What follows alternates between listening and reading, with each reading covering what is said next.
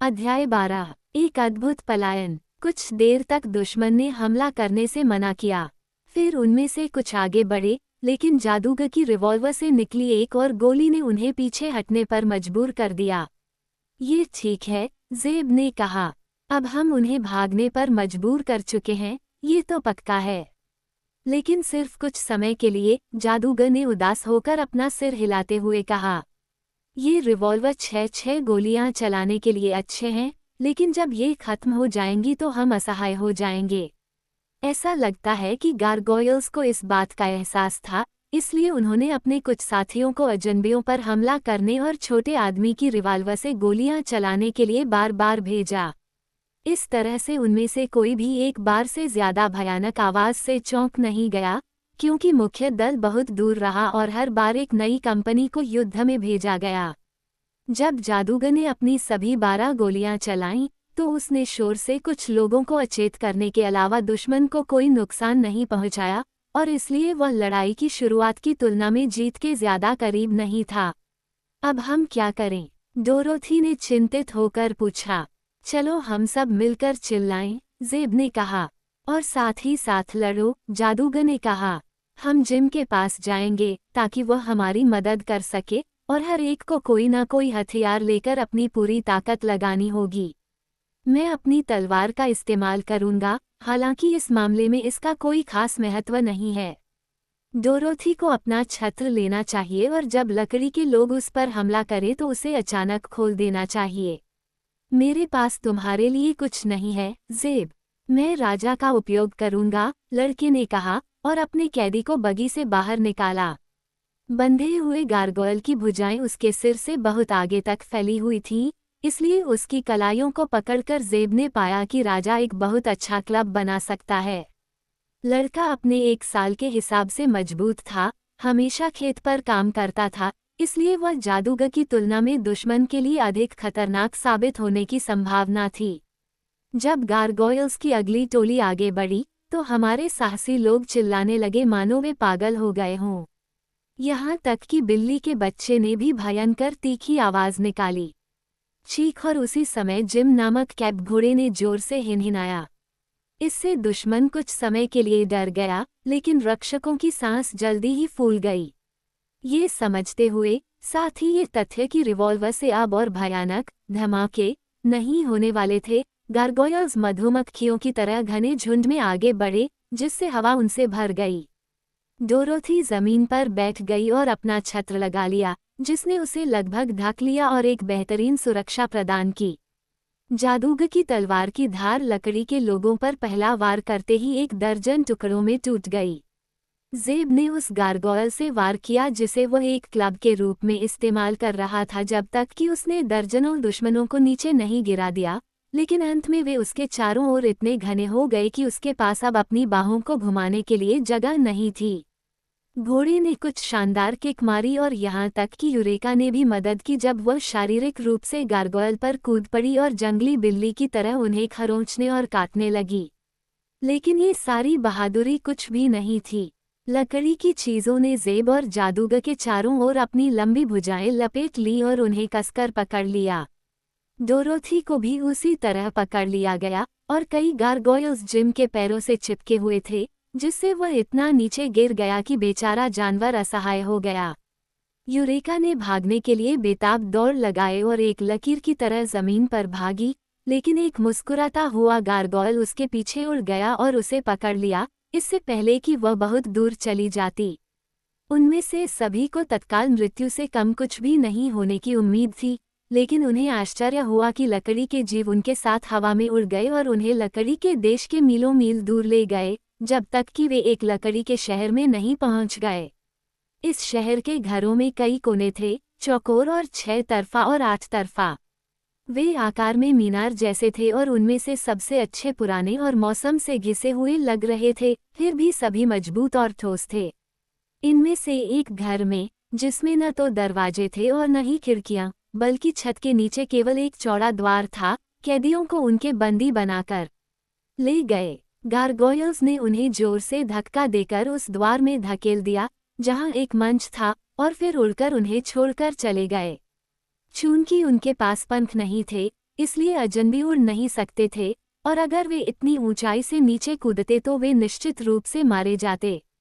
जीवों में इतनी समझ थी कि वे इस तरह से तर्क कर सकते थे, और एकमात्र गलती यही थी, उन्होंने यह मान लिया था कि पृथ्वी के लोग ऐसी साधारण कठिनाइयों पर विजय पाने में असमर्थ हैं। जिम को अन्य लोगों के साथ लाया गया था, हालांकि बड़े जानवर को हवा में ले जाने और उसे ऊंचे मंच पर उतारने के लिए कई गारगोयल्स की जरूरत पड़ी, और बगी को उसके पीछे धकेला गया क्योंकि वह पार्टी की थी और लकड़ी के लोगों को नहीं पता था कि इसका क्या उपयोग किया गया था या ये जीवित था या नहीं।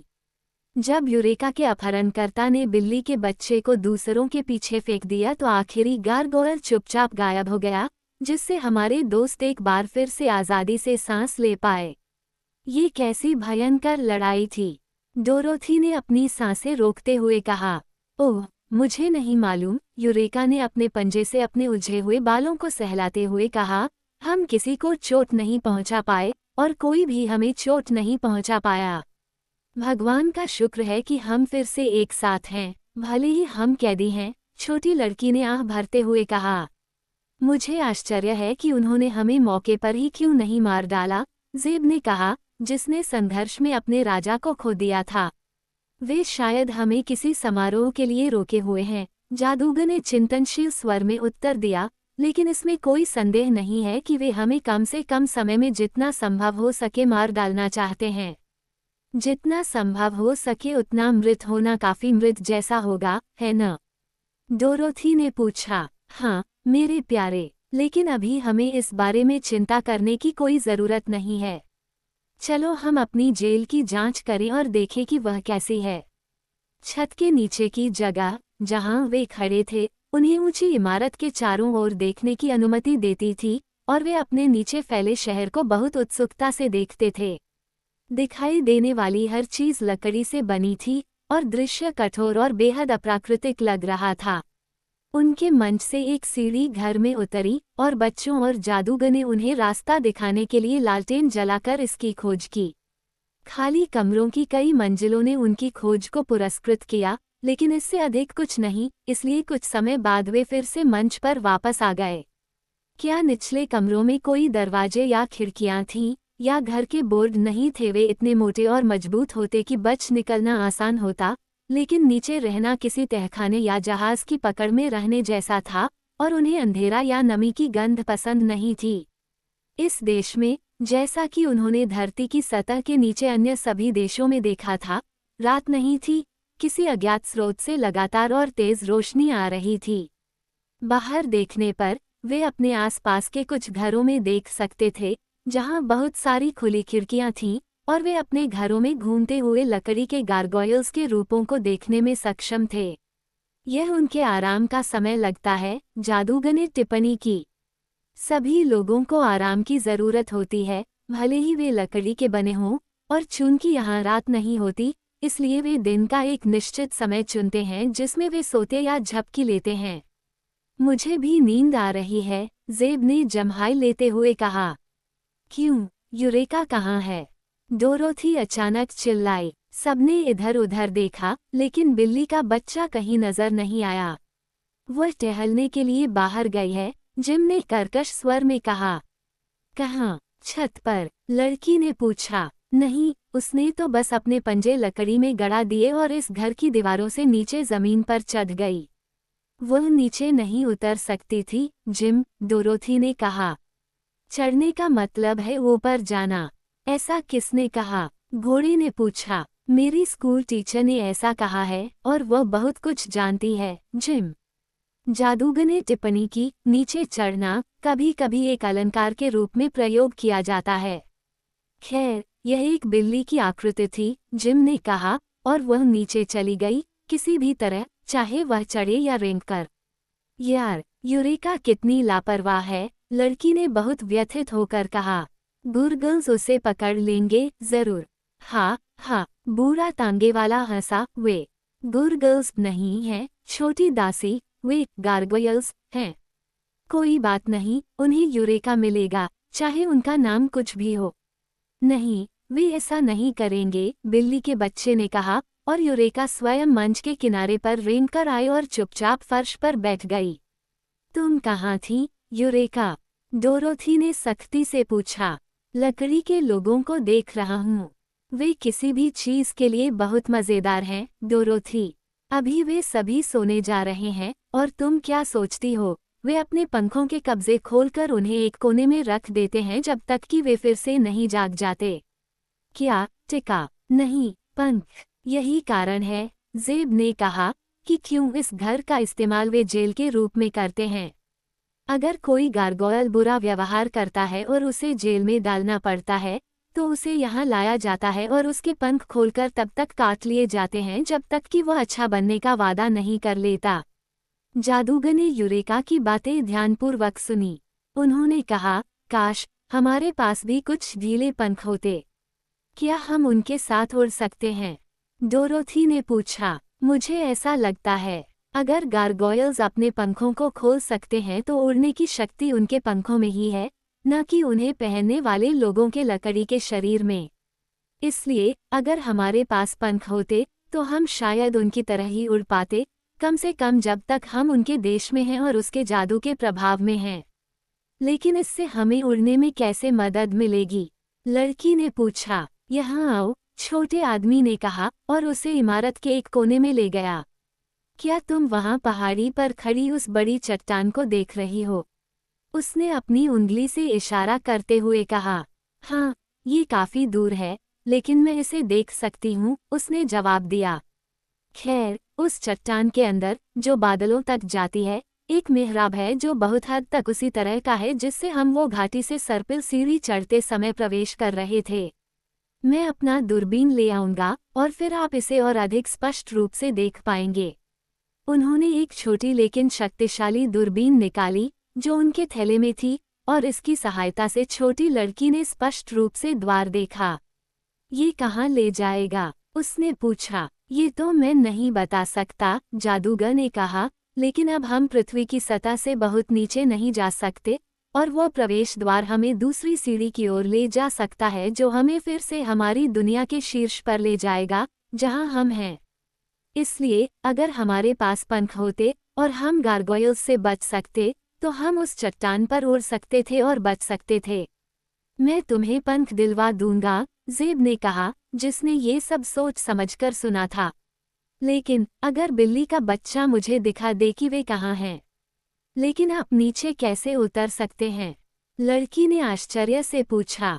जवाब में ज़ेब ने जिम के हॉर्नेस को एक एक पट्टा खोलकर खोलना शुरू किया और एक टुकड़े को दूसरे टुकड़े से बांधना शुरू किया, जब तक कि उसने चमड़े की एक लंबी पट्टी नहीं बना ली जो जमीन तक पहुंच सके।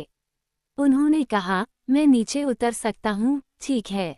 नहीं, तुम नहीं जा सकते, जिम ने अपनी गोल आंखों में चमक के साथ टिप्पणी की। तुम नीचे जा सकते हो, लेकिन तुम सिर्फ ऊपर चढ़ सकते हो। ठीक है, मैं वापस आकर ऊपर चढ़ जाऊंगा, लड़के ने हंसते हुए कहा। अब यूरेका, तुम्हें मुझे उन पंखों का रास्ता दिखाना होगा। तुम्हें बहुत शांत रहना होगा, बिल्ली के बच्चे ने चेतावनी दी, क्योंकि अगर तुमने जरा सी भी आवाज की तो गारगोयल्स जाग जाएंगे। वे पिन गिरने की आवाज भी सुन सकते हैं। मैं एक पिन भी नहीं गिराऊंगा, ज़ेब ने कहा। उसने पट्टे का एक सिरा बगी के पहिए से बांध दिया था और अब उसने रस्सी को घर के किनारे पर लटका दिया था। सावधान रहो, डोरोथी ने गंभीरतापूर्वक चेतावनी दी। मैं ऐसा करूंगा, लड़के ने कहा और खुद को किनारे पर फिसलने दिया। लड़की और जादूगर झुक गए और ज़ेब को ध्यान से नीचे की ओर बढ़ते हुए देखा, हाथ पर हाथ रखकर, जब तक कि वह नीचे जमीन पर खड़ा नहीं हो गया। यूरेका ने अपने पंजों से घर के लकड़ी के हिस्से को पकड़ लिया और खुद को आसानी से नीचे उतारा। फिर साथ में वे एक पड़ोसी घर के निचले दरवाजे में घुसने के लिए रेंगते हुए चले गए। दर्शक तब तक सांस रोककर प्रतीक्षा करते रहे जब तक कि लड़का पुनः प्रकट नहीं हो गया। उसकी बाहें अब लकड़ी के पंखों से भरी हुई थीं। जब वो उस जगह पर पहुंचा जहां पट्टा लटका हुआ था, तो उसने पंखों को एक गुच्छा में बांधकर लाइन के अंत में रख दिया और जादूगर ने उन्हें ऊपर खींच लिया। फिर लाइन को फिर से नीचे उतारा गया ताकि ज़ेब उस पर चढ़ सके।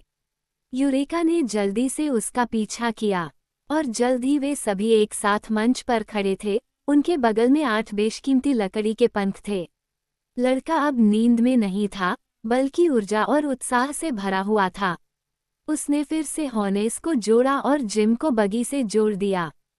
फिर जादूगर की मदद से उसने पुराने कैब घोड़े पर कुछ पंख लगाने की कोशिश की।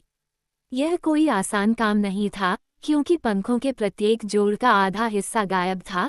यह अभी भी उस गारगोयल के शरीर से बंधा हुआ था जिसने इसका इस्तेमाल किया था। हालांकि जादूगर एक बार फिर अपने थैले के पास गया, जिसमें आश्चर्यजनक रूप से कई तरह की चीजें थीं, और मजबूत तार का एक स्पूल निकाला, जिसकी मदद से वे 4 पंखों को जिम के हॉर्नेस से बांधने में कामयाब रहे, 2 उसके सिर के पास और 2 उसकी पूंछ के पास। वे थोड़े ही हिल रहे थे, लेकिन अगर हॉर्नेस एक साथ रहे तो वे काफी सुरक्षित थे। फिर अन्य 4 पंखों को बगी से जोड़ दिया गया, प्रत्येक तरफ 2, क्योंकि बगी को हवा में उड़ते समय बच्चों और जादूगर का भार सहन करना था। इन तैयारियों में ज्यादा समय नहीं लगा था, लेकिन सोए हुए गारगोयल्स जागने लगे थे और इधर उधर घूमने लगे थे, और जल्द ही उनमें से कुछ अपने खोए हुए पंखों की तलाश में निकल पड़ेंगे। इसलिए कैदियों ने तुरंत जेल से निकलने का फैसला किया। वे बगी में सवार हो गए। डोरोथी ने यूरेका को अपनी गोद में सुरक्षित पकड़ रखा था। लड़की सीट के बीच में बैठी थी, उसके दोनों तरफ ज़ेब और जादूगर बैठे थे। जब सब कुछ तैयार हो गया तो लड़के ने लगाम हिलाते हुए कहा, उड़ जाओ, जिम। मुझे पहले कौन से पंख फड़फड़ाने चाहिए? गाड़ीवान ने अनिर्णित भाव से पूछा। उन सभी को एक साथ फ्लॉप करें, जादूगर ने सुझाव दिया। घोड़े ने आपत्ति जताते हुए कहा, उनमें से कुछ टेढ़े मेढ़े हैं। कोई बात नहीं, हम गाड़ी के पंखों से गाड़ी चलाएंगे, ज़ेब ने कहा। बस तुम गाड़ी से उतरो और उस चट्टान की ओर बढ़ो, जिम, और इस बारे में अपना समय बर्बाद मत करो। इसलिए घोड़े ने कराहते हुए अपने चारों पंख एक साथ फड़फड़ाए और प्लेटफॉर्म से दूर उड़ गया। डोरोथी अपनी यात्रा की सफलता को लेकर थोड़ी चिंतित थी, क्योंकि जिस तरह से जिम ने अपनी लंबी गर्दन को ऊपर उठाया और अपनी हड्डियों वाली टांगों को फैलाया और हवा में फड़फड़ाया, वह किसी को भी घबरा देने के लिए काफी था। वह भी कराह उठा, मानो डर गया हो, और पंख भयानक रूप से चरमरा रहे थे क्योंकि जादूगर उन्हें तेल लगाना भूल गया था। लेकिन उन्होंने बगी के पंखों के साथ काफी अच्छा समय बनाए रखा, इसलिए उन्होंने शुरू से ही शानदार प्रगति की। एकमात्र चीज जिसकी कोई न्याय के साथ शिकायत कर सकता था, वह ये थी कि वे पहले ऊपर और फिर नीचे डगमगाए, जैसे कि सड़क हवा जितनी चिकनी हो सकती थी, उतनी चिकनी होने के बजाय पथरीली थी।